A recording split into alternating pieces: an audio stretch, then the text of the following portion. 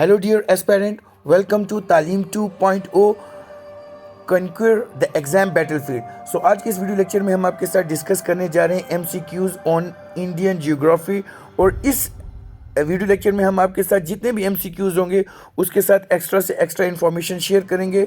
जितने भी aspirant Jammu and Kashmir finance account assistant की तैयारी कर रहे हैं वो हमारे चैनल को सब्सक्राइब कर दें और बेल आइकन को प्रेस करें ताकि नेक्स्ट वीडियो लेक्चर की नोटिफिकेशन आपके पास पहुंचती रहे।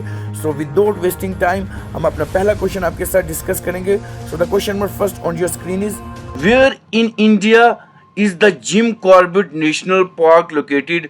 इंडिया में जिम कॉर्बेट नेशनल पार्क कहाँ पे लोकेट करती है? The options are option A that is Uttarakhand, option B Jammu and Kashmir, option C Madhya Pradesh, option D Bihar. So the right answer for this question is your option A, that is Uttarakhand. जो gym Corbett national park है वो उत्तराखंड में locate करती है। इसी के साथ अगर देखें ये जो जिम कॉर्बेट नेशनल पार्क है is the largest tiger reserve located in the Nainital district of Uttarakhand. Nainital district है उत्तराखंड में, एक डिस्ट्रिक्ट है नैनीताल, ठीक है जी, नैनीताल डिस्ट्रिक्ट है, वहां पे ये लोकेट करती है। फिर देखा जाए it is the India's first national park that was establish in 1936 में ये इस्टेब्लिश हुई थी जो जिम कॉर्बेट नेशनल पार्क थी। और इसको तब क्या कहा जाता था? Heli national park. इसको क्या कहा जाता था? हेले नेशनल पार्क भी इसको कहा जाता था। ये क्वेश्चन भी इंपॉर्टेंट है। देखिए कभी कभी वो क्या करता है examiner, gym Corbett national park ना पूछ के वो हेली नेशनल पार्क भी पूछ सकता है examiner. Gym Corbett national park का जो पहला नाम था उसको हेली नेशनल पार्क भी कहते थे। ये क्वेश्चन भी एक इम्पॉर्टेंट रहता है। और साथ में कभी वो पूछेगा कि ये पार्क कब इस्टेब्लिश हुई थी? वो 1936 में इस्टेब्लिश हुई थी, ठीक है ना। उसके बाद अगर पूछेंगे ये पार्क कितने एरिया में फैली हुई है? This park occupy about 520 square kilometre में ये जो फैली हुई है। ये क्वेश्चन भी बहुत ज़्यादा इंपॉर्टेंट रहता है। इसी के साथ अगर कुछ हम और पॉइंट डिस्कस करें लाइक उत्तराखंड के जो रिसेंट सीएम हैं वो कौन से हैं, ठीक है। उत्तराखंड के जो रिसेंट सीएम हैं वो कौन से हैं? उत्तराखंड के जो रिसेंट सीएम हैं उनका क्या नाम है? उनका नाम है Pushkar Singh Dhami. Pushkar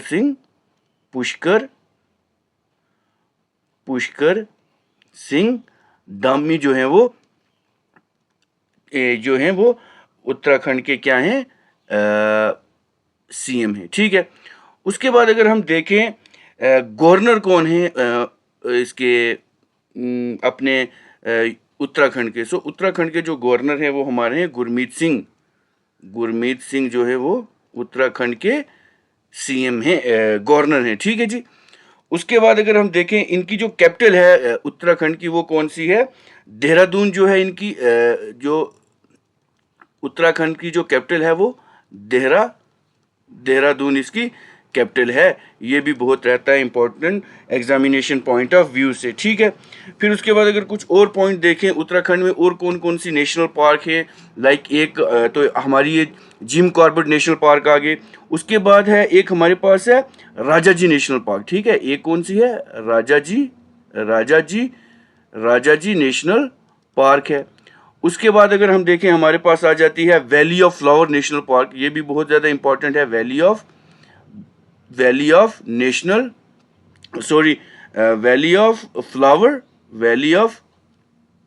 flower National park आ जाती है। उसके बाद एक हमारे पास नंदा देवी नेशनल पार्क है। नंदा देवी नेशनल पार्क है हमारे पास उत्तराखंड में। उसके बाद राजाजी भी होगी और लाइक जो मैं रिकॉल कर पा रहा हूँ लाइक एक गंगोत्री नेशनल पार्क है शायद, गंगोत्री नेशनल पार्क है वो भी उत्तराखंड में है। अब डिफरेंट नेशनल पार्क हैं, बहुत सारी नेशनल पार्क हैं इंडिया में। इसके लिए हम एक सेपरेट लेक्चर भी बनाएंगे ऑन नेशनल पार्क, ठीक है ना। इस क्वेश्चन को इधर तक ही हम रिस्ट्रिक्ट रखते हैं। जो जिम कॉर्बेट नेशनल पार्क है वो कहाँ पे है? वो हमारी उत्तराखंड में है। उसके बाद लाइक अगर हम देख लें डिफरेंट डिफरेंट मतलब नेशनल पार्क हैं, तो इसके लिए हम एक लेक्चर ही रखेंगे ताकि उसमें हम सब जितने भी नेशनल पार्क हैं वो हम सारी डिस्कस कर देंगे। सो जो जिम कॉर्बेट नेशनल पार्क है वो कहाँ पे है, वो उत्तराखंड में है। So the next question on your screen is an important river of Indian desert is, एक इम्पॉर्टेंट रिवर है जो इंडियन डेजर्ट का है, वो कौन सा है, ठीक है। सो हमारे पास ऑप्शन रहेंगे, option A Luni river, option B Narmada, option C Tapi, option D Beas. So the right answer for this question is your option A, that is Luni. Luni river जो है वो is an important river of Indian desert. ये question बहुत ज़्यादा important है examination point of view से। So it is one of the largest river in the Thar desert. It is one of the largest river in the Thar desert में ये सबसे जो है लार्जेस्ट रिवर है, ठीक है ना। अगर इंडियन डेजर्ट रिवर की बात करें तो रिवर लूनी जो है वो थार डेजर्ट में आता है। So it is in Rajasthan. ये तो एक सबसे पहले देख लें कि ये कहाँ पे है, ये राजस्थान में है, ठीक है जी, ये राजस्थान में है, ठीक है ना। सो ये ओरिजिनेट कहाँ से होता है, अगर लूनी रिवर की बात करें ये ओरिजिनेट कहाँ से होता है। So Luni river originate from the Naga hills of, sorry this, इसको थोड़ा सा रेज कर लेते हैं। सो ये कहाँ से ओरिजिनेट करता है, Naga hills of Aravalli, Naga hills of Aravalli से ये क्या करता है, ओरिजिनेट करता है कहाँ से, राजस्थान में से। ये क्वेश्चन भी बहुत ज़्यादा इम्पॉर्टेंट रहता है एग्जामिनेशन पॉइंट ऑफ व्यू से। उसके बाद कुछ नर्मदा के बारे में डिस्कस कर लें। नर्मदा है जो वो कहाँ से ओरिजिनेट करता है। So Narmada originate from Amarkantak plateau. कहाँ से ओरिजिनेट करता है, अमरकंटक प्लेट्यू से ये कौन सा जो है ओरिजिनेट करता है अमरकंटक प्लेट्यू से। सो ये जो नर्मदा है ये कहाँ से फ्लो करता है। सो जो नर्मदा है एक तो ये मध्य प्रदेश से फ्लो करता है, उसके बाद महाराष्ट्र में जाता है, ठीक है जी, महाराष्ट्र में जाता है, फिर उसके बाद गुजरात में जाता है, ठीक है जी, गुजरात में ये जाता है।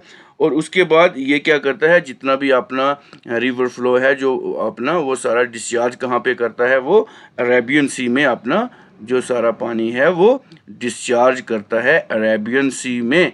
यहाँ ये देखें, और यहाँ से ये आता है नर्मदा मध्य प्रदेश से, और सारा जो है वो अरेबियन सी में अपना पानी जो है वो डिस्चार्ज करता है। बहुत ज़्यादा इंपॉर्टेंट क्वेश्चन रहता है एग्जामिनेशन पॉइंट ऑफ व्यू से ये, ठीक है।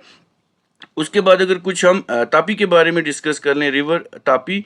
सो रिवर जो तापी है ये it is a river between the Godavari and Narmada. ये गोदावरी और नर्मदा के क्या करता है, बिटवीन चलता है, ठीक है जी। सो ये जो है ये कहाँ फ्लो करता है, ये भी महाराष्ट्र,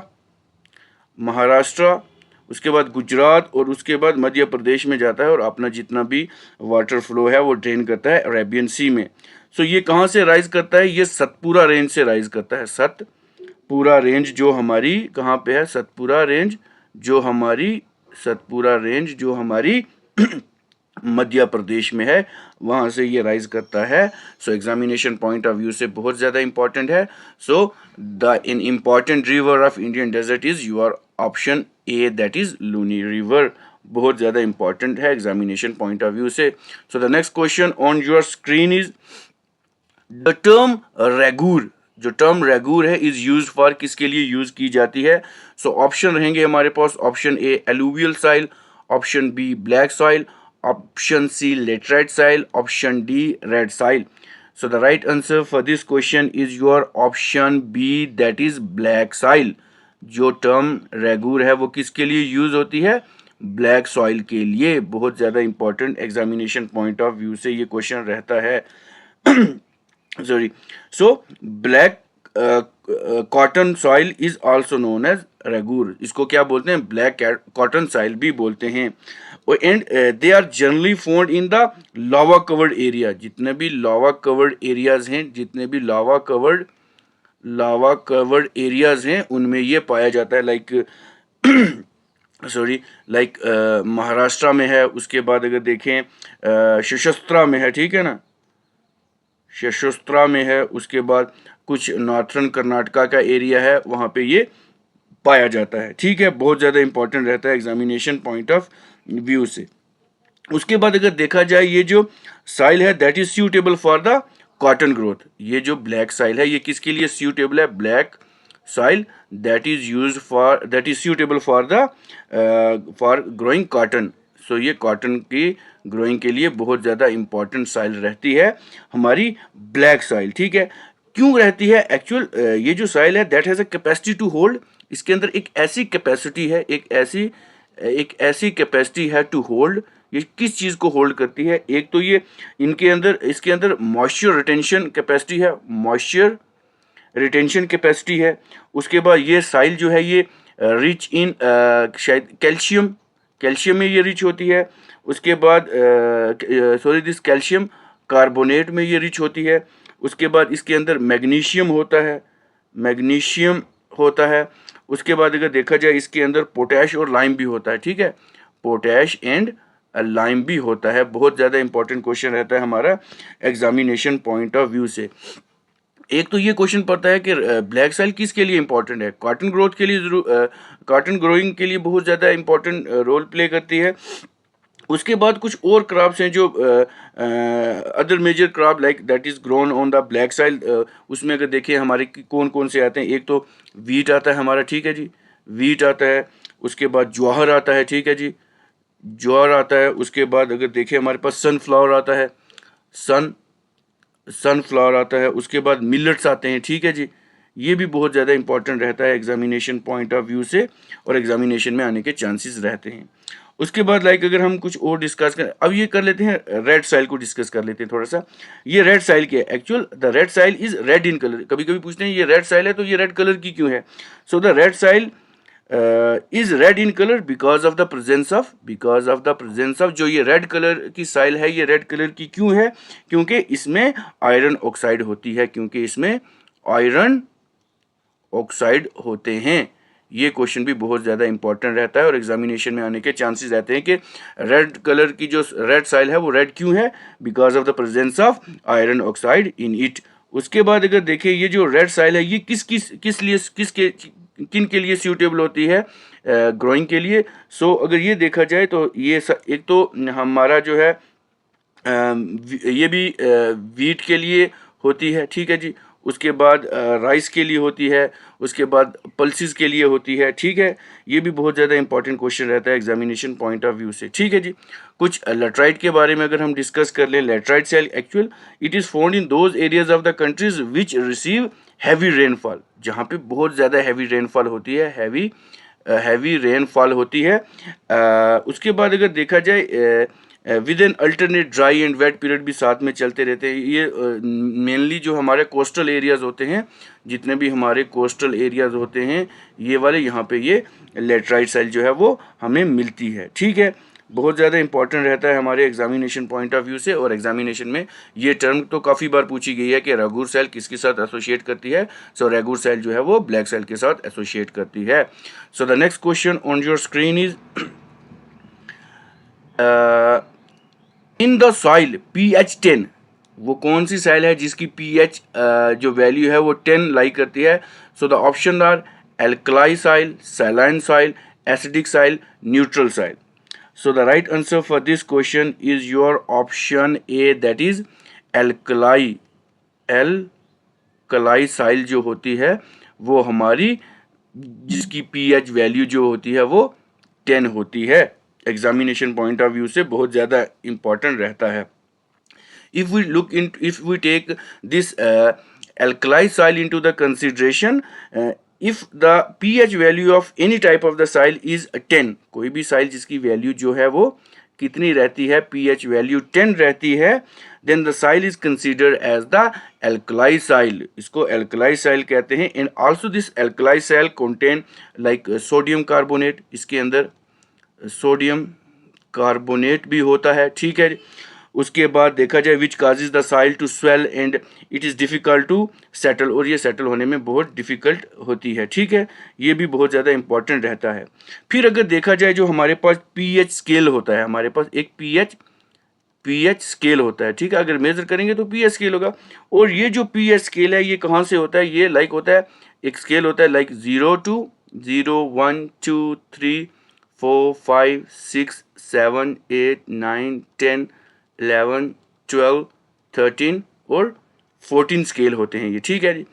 इन 14 स्केल में अगर हम देखें हमारे पास अब एसिडिक कौन सी है, अगर कोई भी साइल जो 0 to 6 तक लाई करेगी, 0 to 6 तक लाई करेगी, तो ये जो साइल होती है, ये साइल जितनी भी होती है, ये एसिडिक साइल होती है। ये कौन सी साइल होती है, एसिडिक साइल होती है, ठीक है जी। अब जो 8 से लेके 14 तक होती है वो कौन सी होती है, 8 से लेके 14 तक जो होती है वो होती है हमारी एल्कलाइन साइल, एल्कलाइन साइल होती है। और जो 7 पे लाई करती है हमारी, उसको क्या कहते हैं, उसको हम न्यूट्रल कहते हैं, न्यूट्रल कहते हैं। ये पीएच स्केल जो होता है, the pH scale measure how acidic an object is, object that are not very acidic are called basic. जो ऑब्जेक्ट ज़्यादा एसिडिक नहीं होते उसको हम क्या कहते हैं, उसको हम बेसिक कहते हैं। The scale has a value ranging from 0 the most acidic to 14 the most basic, जैसा कि आप इसमें ये पीएच स्केल में देख रहे हैं। और जो न्यूट्रल होते हैं, जो जितने भी न्यूट्रल्स होते हैं, न्यूट्रल्स होते हैं, दे आर नाइदर एसिडिक, ना तो ये एसिडिक होते हैं ना बेसिक, और ना ही ये बेसिक होते हैं। एग्जामिनेशन पॉइंट ऑफ व्यू से बहुत ज़्यादा इंपॉर्टेंट रहता है। So the next question on your screen is which one of the following soil is suitable for cotton production. कौन सी एक ऐसी साइल है जो कॉटन प्रोडक्शन के लिए बहुत ज़्यादा इंपॉर्टेंट है। सो हमारे पास ऑप्शन रहेंगे रेगुर साइल, रेड साइल, बांगर, खादर। तो ये क्वेश्चन अभी भी हम डिस्कस कर चुके हैं। So the option A regur soil, ठीक है जी। जो भी रेगुर साइल है जिसको हम ब्लैक साइल भी कहते हैं, सो द रेगुर साइल और black soil, black soil. So the Ragur soil or a black soil is best suited for the cultivation of cotton. Cotton की कल्टीवेशन के लिए ये बहुत ज़्यादा इंपॉर्टेंट रहती है। क्यों रहती है, अभी मैंने बता दिया। लाइक जितनी भी ब्लैक साइल होती हैं वो क्या होल्ड करती हैं, होल्ड मॉइस्चर्स करती हैं, ठीक है जी, होल्ड मॉइस्चर करती हैं for a longer period and a possess rich qualities of humus करती हैं। ये भी बहुत ज़्यादा इंपॉर्टेंट रहता है एग्जामिनेशन पॉइंट ऑफ व्यू से। उसके बाद अगर कुछ और पॉइंट डिस्कस कर लें, लाइक जो चाइना है हमारी, जो चाइना है, China is a leading the world cotton production. जितनी भी कॉटन प्रोडक्शन है उसमें जो चाइना है वो लीड कर रही है। ये भी क्वेश्चन बहुत ज़्यादा इंपॉर्टेंट रहता है। उसके बाद अगर देखें, चाइना के बाद हमारा इंडिया आ जाता है, वो जो है वो लीड कर रहा है। उसके बाद यूएसए आ जाता है, ठीक है जी। ये भी बहुत ज़्यादा इंपॉर्टेंट क्वेश्चन रहता है हमारा एग्जामिनेशन पॉइंट ऑफ व्यू से, और एग्जामिनेशन में आने के चांसेस रहते हैं। इंडिया जो है वो सेकंड लार्जेस्ट प्रोड्यूसर है किसका, ब्लैक इसका, सॉरी दिस कॉटन का, ठीक है। ये क्वेश्चन भी आप याद रखेंगे। इंडिया जो है वो सेकंड लार्जेस्ट कंट्री है जो प्रोड्यूस करती है cotton in the world, which is kharif fibre crop. और ये जो है ये खरीफ क्रॉप है, ठीक है, ये याद रखेंगे, खरीफ क्रॉप है। ये भी बहुत ज़्यादा इंपॉर्टेंट रहता है एग्जामिनेशन पॉइंट ऑफ व्यू से। So the next question on your screen is Kaziranga national park is in the state of, Kaziranga national park है जो वो कहाँ पे है। So the Kaziranga, so the options are option A Assam, option B Madhya Pradesh, option C Rajasthan and option D Kerala.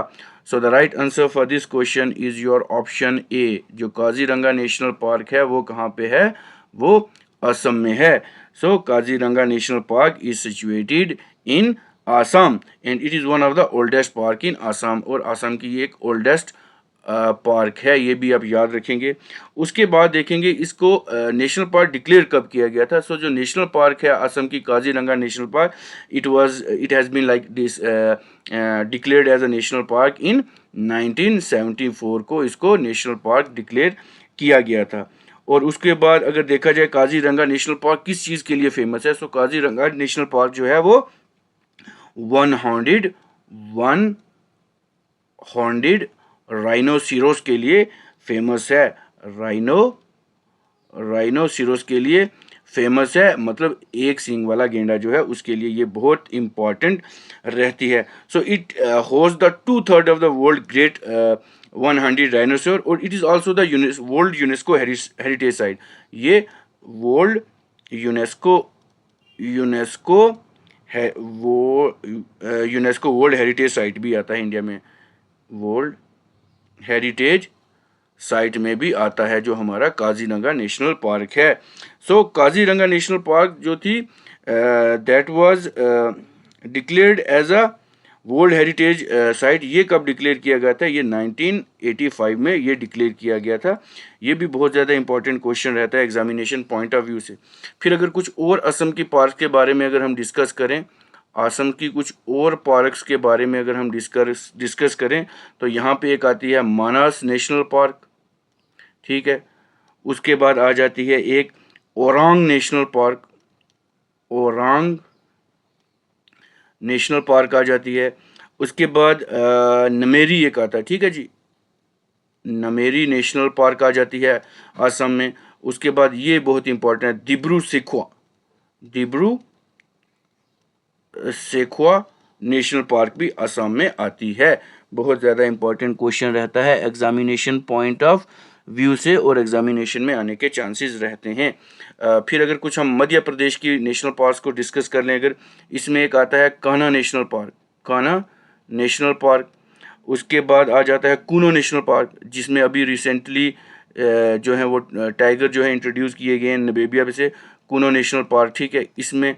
उसके बाद एक आता है पेंच टाइगर रिजर्व, ये पेंच नेशनल पार्क, पेंच नेशनल पार्क ये भी मध्य प्रदेश में है। उसके बाद Satpura national park, Satpura Satpura national park भी उसी में आता है। उसके बाद पन्ना था शायद, हाँ, पन्ना नेशनल पार्क, इसको एक बार दोबारा चेक कर लें। पन्ना नेशनल पार्क ये भी जो है वो सॉरी मध्य प्रदेश में आता है। फिर अगर हम कुछ डिस्कस कर लें राजस्थान की नेशनल पार्क, एक्चुअल इस पे एक सेपरेट वीडियो भी लाएंगे, लेकिन अब कुछ रिकॉल हो रहा है तो उसको मैं बता ही देता हूँ, क्योंकि रिवीजन पॉइंट ऑफ व्यू से ये क्वेश्चन या नेशनल पार्क्स बहुत ज़्यादा इंपॉर्टेंट रहती हैं। सो राजस्थान में एक आती है Ranthambore national park, Ranthambore national park आ जाती है। उसके बाद अगर हम देखें एक किलोदेव नेशनल पार्क आती है, ठीक है जी, किलोला देव नेशनल पार्क आ जाती है। उसके बाद सरिस्का टाइगर रिजर्व एक यहाँ पे है, सरिस्का टाइगर रिजर्व आ जाता है। ये भी बहुत इंपॉर्टेंट रहता है एग्जामिनेशन पॉइंट ऑफ व्यू से। So the next question on your screen is the only national park where Kashmir stag found. एक ऐसी वाहिद नेशनल पार्क कहाँ पे है जहाँ पे कश्मीरी स्टैग पाए जाते हैं? सो हमारे पास ऑप्शन रहेंगे, option A that is Kanha national park, option B Dachigam national park, option C Manas national park and option D Nanda Devi national park. अगर कश्मीरी स्टैग की बात की जाए, जिसको हम हंगोल कहते हैं, ठीक है जी, जिसको हम हंगुल डियर कहते हैं, तो वो ऑफ कोर्स हमारे कश्मीर में पड़ेंगी, और कश्मीर में अगर देखें तो डचीगम नेशनल पार्क है। So the option B is your right answer. So Dachigam national park जो है उसमें हंगल डियर जो है वो, या जिसको हम कश्मीरी स्टैग कहते हैं, ये कश्मीर नहीं है, कश्मीरी स्टैग है, ठीक है जी, कश्मीरी स्टैग फाउंड करते हैं, तो ये हमारी डचीगम नेशनल पार्क में है। सो अगर देखा जाए डचीगम नेशनल पार्क जो है ये कब इस्टेब्लिश हुई थी? डचीगम नेशनल पार्क ये 1981 में ये जो थी इस्टेब्लिश हुई थी, और it is famous for the Kashmiri Stag, और ये कश्मीरी स्टैग के लिए बहुत ज़्यादा फेमस है। फिर कुछ और पॉइंट अगर हम डिस्कस करें, ये जो डचीगम नेशनल पार्क है actually it is located almost 22 kilometre away from the Kashmir, 22 kilometre away from the this Srinagar, ठीक है जी, श्रीनगर से 22 किलोमीटर जो है वो अवे है, ठीक है जी। और अगर देखा जाए the park has an area of around 141 square kilometre है ये पॉइंट भी बहुत ज़्यादा इंपॉर्टेंट है। और this park has been protected since, ये पार्क जो है कब से प्रोटेक्टेड की गई है? सिंस 1910 से ये पार्क जो है ये प्रोटेक्टेड की गई है। और इस पार्क का जो डचीगम नेशनल पार्क है, this park got its name from the 10 village. ये जो नाम है 10 विलेज से इसको नाम मिला गया है डची गाम, ठीक है जी। that was relocated to this park. ये जो है the park got its name from the 10 village Dachigam that were relocated to create this national park. ये भी बहुत ज़्यादा important रहता है. सो ये जो नेशनल पार्क थी, ये जो इस्टेब्लिश की गई थी उस टाइम महाराजा ने की गई थी, और इसको जो नेशनल पार्क का जो डिक्लेयर की गई थी ये 1981 में की गई थी. ये भी आप याद रखेंगे एग्जामिनेशन पॉइंट ऑफ व्यू से, ये बहुत ज़्यादा इम्पॉर्टेंट रहता है और एग्जामिनेशन में आने के चांसेस रहते हैं. फिर उसके बाद जम्मू कश्मीर की अगर कुछ और पार्क को हम डिस्कस कर लें, ठीक है जी, कुछ और पार्क को अगर हम डिस्कस कर लें, क्योंकि अब जम्मू कश्मीर है तो यहाँ से तो क्वेश्चन पड़ता है कभी कभी. हमारे जितने भी ये JK SSB के एग्ज़ामिनेशन है जो तो फ़िलहाल अभी बंद पड़े हैं, ठीक है. तो उसमें एक देख लें, एक हमारे पास आता है सलीम अली नेशनल पार्क है. सो ये जो सलीम अली नेशनल पार्क है इसको हम सिटी फॉरेस्ट नेशनल पार्क भी कहते हैं. सो ये कब इस्टेब्लिश हुई थी? इट वाज इस्टेब्लिश इन 1992 में ये इस्टेब्लिश हुई थी. बहुत ज़्यादा इंपॉर्टेंट रहता है एग्जामिनेशन पॉइंट ऑफ व्यू से. सो ये जो सलीम अली नेशनल पार्क है ये किसके नाम से पड़ी थी? एक one of the greatest ornithologist थे हमारे, जिनका नाम था मिस्टर लाइक ये सलीम मोइजुद्दीन अब्दुल अली करके कुछ नाम था, उनके नाम से ये पार्क का नाम पड़ा हुआ है. उसके बाद एक और पार्क है हमारी जम्मू कश्मीर में जिसका नाम है Kazinag national park. Kazinag national Park ये भी बहुत ज़्यादा इंपॉर्टेंट रहता है एग्जामिनेशन पॉइंट ऑफ व्यू से, और कभी पूछते हैं इसमें ये इस्टेब्लिशमेंट कब हुई थी. जितने भी हमारे ये जो JK SSB के कोई एग्ज़ाम चलते हैं, जो भी ये जो CBT बेस होते हैं, तो ये तो काफ़ी बार देखे, मैंने भी एग्ज़ाम दिया है, तो इसमें पूछते हैं कि ये कब इस्टेब्लिश हुई है. तो इसमें 207 को ये इस्टेब्लिश हुई थी. ये भी, और it was a proposal of this Trans-Karakoram peace park with India. ये जो है ये जो काजीनाग नेशनल पार्क है, और ये कहाँ पे पाई जाती है? ये भी देखनी है हमारे बारामूला जो हमारा डिस्ट्रिक्ट है वहाँ पे ये है काजीनाग नेशनल पार्क. उसके बाद एक और है किश्तवाड़ नेशनल पार्क, ठीक है जी, किश्तवाड़ नेशनल पार्क. ये भी बहुत ज़्यादा इंपॉर्टेंट है, और इसको भी कभी कभी पूछते हैं कब इस्टेब्लिश हुई है. तो 1980 को ये इस्टेब्लिश हुई है किश्तवाड़ नेशनल पार्क. बहुत ज़्यादा इंपॉर्टेंट क्वेश्चन रहते हैं हमारे एग्जामिनेशन पॉइंट ऑफ व्यू से. सो ये क्वेश्चन आप देख लें ताकि और भी नेशनल पार्क या वाइल्ड लाइफ सेंचुरीज हैं उसको भी आप याद कर लें, ताकि एग्जामिनेशन में आप आंसर सही से मार्क कर पाएँ.